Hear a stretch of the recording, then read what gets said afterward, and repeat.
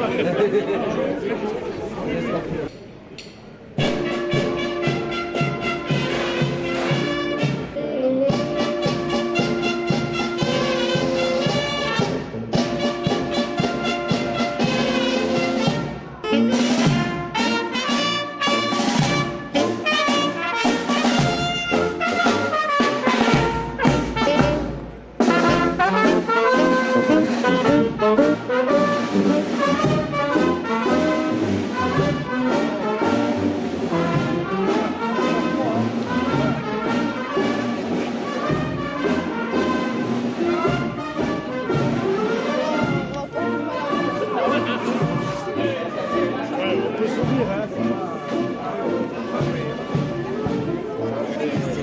c'est une...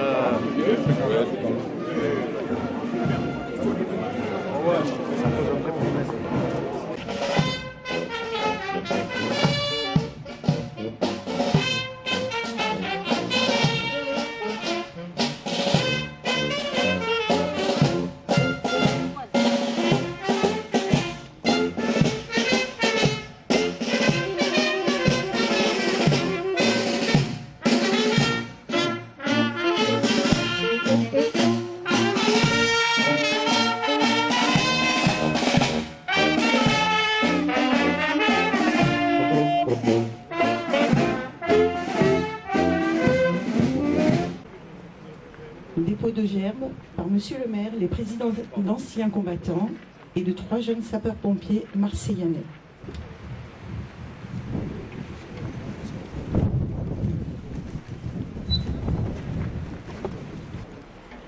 Lecture du message national de l'UNC par Tom Poignon, conseiller municipal junior, accompagné par Louis Gasque, président de l'UNC. Réunis devant les monuments érigés pour honorer les morts pour la France, saluons les victoires remportées grâce à leur sacrifice. La Marne, d'abord, qui est la victoire d'une alliance car l'offensive russe en Pologne a soulagé le front français. Verdun, ensuite, où l'ennemi n'a pu contraindre, comme il l'espérait, la France a cessé le combat. Verdun est une victoire de notre armée qui a tenu sous les bombardements en repoussant les assauts de l'adversaire. Verdun est une victoire de la nation française tout entière, unie pour soutenir ses soldats. Et si Verdun occupe une aussi grande place dans nos mémoires, c'est que cette victoire est la dernière que la France a remportée sans le soutien direct d'alliés. En 1918, et plus encore en 1945, nous avons partagé la victoire avec d'autres plus puissants que nous. Voici que la France, comme de nombreux autres pays, est engagée sur son territoire dans une guerre qui ignore délibérément tous les principes humanitaires pour s'attaquer aux êtres sans défense. Lecture du message national du secrétaire d'État par Monsieur le maire. Madame la conseillère départementale, Monsieur le maire de Bessan, Mesdames et Messieurs les élus, Monsieur le maire honoraire, commémorer le 11 novembre, c'est répondre à la nécessité du souvenir, de l'hommage aux morts et de l'expression de notre reconnaissance.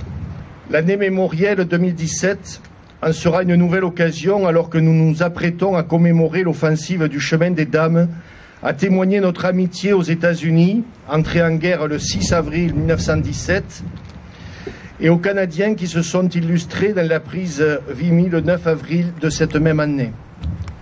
Commémorer le 11 novembre, c'est aussi comprendre les droits des anciens combattants, héritiers de cette guerre et l'indispensable structure d'aide, de soutien et d'accompagnement. Créé dans l'urgence des combats en 1916, l'Office national des mutilés et réformés, qui deviendra l'Office national des anciens combattants et victimes de guerre, et dont nous célébrons le centenaire à cette année, remplit toujours, un siècle plus tard, ses missions historiques de reconnaissance, de solidarité et de réparation au profit de toutes les générations combattantes de la Seconde Guerre mondiale aux opérations extérieures en passant par les soldats engagés en Indochine et en Afrique du Nord. Soucieux de pérenniser et d'inscrire dans la pierre l'hommage rendu chaque 11 novembre aux morts pour la France dans les théâtres extérieurs, le président de la République a décidé qu'un monument, dont les travaux seront lancés en 2017 à Paris, sera dédié à ces femmes et ces hommes qui ont payé de leur vie leur engagement pour la défense de notre pays et de ses valeurs. Et rappeler aux Françaises et aux Français que la liberté dont ils jouissent est aussi due à l'engagement de ces femmes et de ces hommes qui, jusqu'au sacrifice de leur vie, sont prêts à la défendre. Veillons à ce qu'aucun de nos enfants ne l'ignore en poursuivant l'indispensable travail de mémoire. Vive la République et vive la France. Merci. Lecture de la liste des Marseillanais morts pour la France lors de l'année 1916 par Lucie Clarisse et Carla Roetger, représentantes du Conseil municipal des jeunes. À leur côté, les présidents Louis Gasque de l'UNC et Christian Moulin de l'ULAC. Savy Jules Ernest, 33 ans.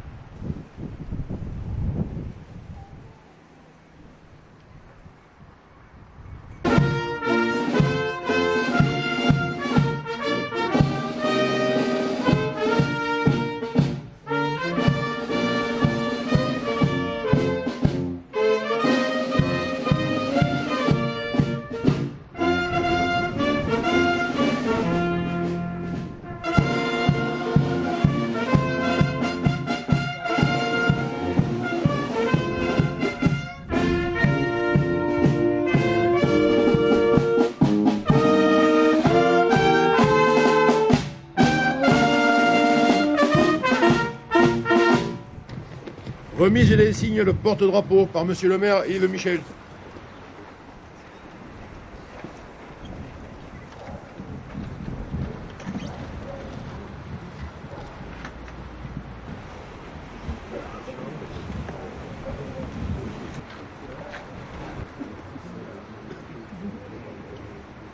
Salutations au porte-drapeau.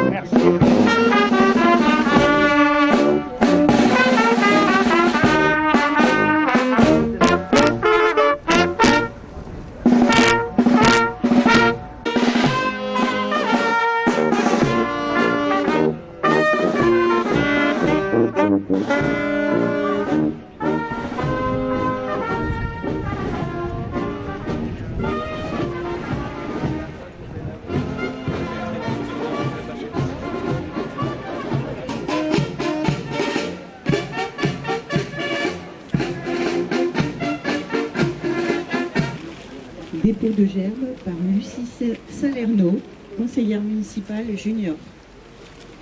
En tant qu'aîné de ces nombreux petits-enfants, je me fais leur représentant pour apporter aux Marseillanais des souvenirs de famille qui peuvent leur faire mieux connaître la personnalité de Pierre-Auguste Roch, en ce lieu qui porte son nom. En 1916, il y a 100 ans, lorsque le général Roch a été appelé comme ministre de la guerre, il a aussi été nommé gouverneur militaire de la place de Paris, comme son prédécesseur, le général Gallieni. C'est à ce dernier titre qu'il a eu l'honneur d'être inhumé dans le caveau des gouverneurs, dans la crypte des Invalides. De plus, du fait d'un saut de génération, aucun de ses petits-enfants ne l'a connu. Et tout ce que nous avons appris de lui, c'est par le canal de notre grand-mère, chez qui nous avons tous passé de longues vacances dans la maison de Prades. Nous sommes à votre disposition pour évoquer ces souvenirs familiaux dans la salle polyvalente où nous nous rendrons, où il y aura moins de vent, après avoir écouté le chant du départ qui était le chant préféré du général Roch.